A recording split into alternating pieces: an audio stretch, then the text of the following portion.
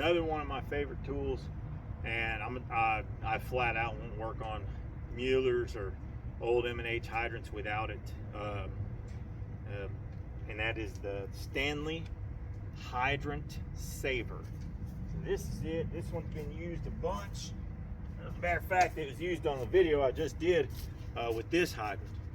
Now it's just a big socket set. It takes a 1.5 inch impact on the top. Stanley will sell you one that's hydraulic impact with a power pack. It's pretty pricey, about 20 grand altogether. But if you've already got like a tow behind air compressor at your shop, if you've already got that, then you can pick this up for, I want to say, right around $1,500 right now, and then you can just buy you a big 1.5 inch impact. Now they ain't cheap.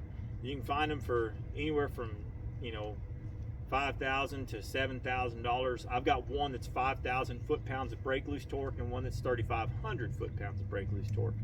And anyway, it's a worthwhile investment for me, obviously, because I do this all the time. If you're a small town, the truth is you're probably better off just calling me or somebody like me to come repair your hydrants.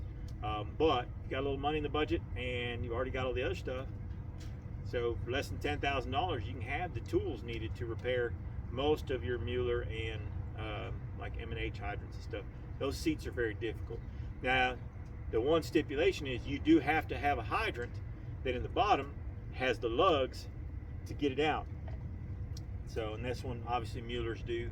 There you go. Hydrant Stanley Saver. I love this tool. I wouldn't do hydrant repairs without it.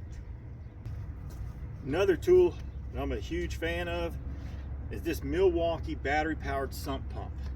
So your battery plugs in right there. You can close it up, keep it from getting wet. Garden hose on each side, so you can drop it down in the hydrant. Put this 50 feet away if you wanted to, and pump the water, away from you. It'll pump up to 8 gallons per minute. Has an arrow, a directional arrow on there. So it has been invaluable. I like the pump sticks, or used to like those, and I've had a few. They clog up pretty easily. It's just the way it is. They don't pump that fast. They're a little skinnier, easier to carry around.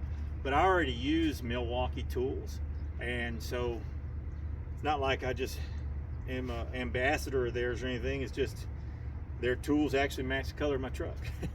But I love this, and it is the 2771-20 sump pump. And like I said, it'll do up to 8 gallons per minute.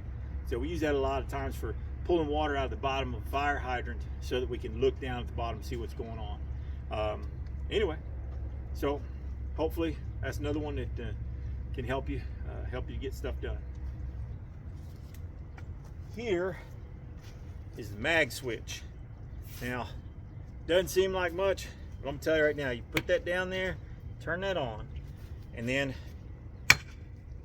those covers just come right off. And I don't care if you got an inch and a half of grass over the top of it. Let's say it's growing grass over and you're not exactly sure where it's at. You can take that switch, turn it on, and just swing it around over the grass. It'll find where that lid is at.